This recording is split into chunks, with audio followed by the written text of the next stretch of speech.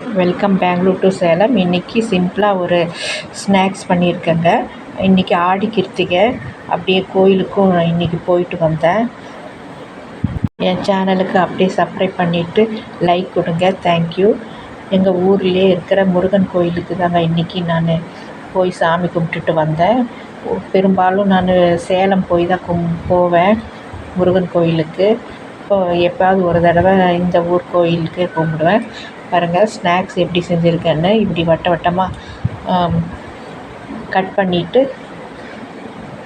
கடலை மாவில் மிளகாத்தூள், பெருங்காயத்தூள், உப்பு, அவ்வளோதாங்க. வேறு எதுவுமே இல்லை.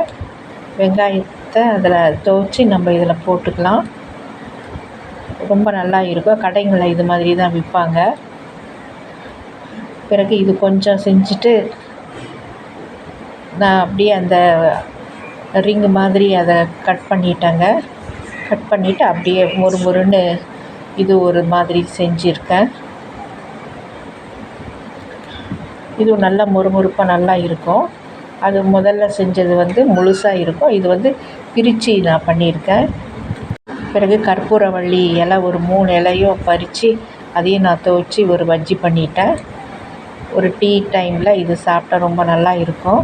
வாங்க சாப்பிட்லாம். தேங்க்யூ ஃபார் வாட்சிங். என் சேனலுக்கு சப்ஸ்கிரைப்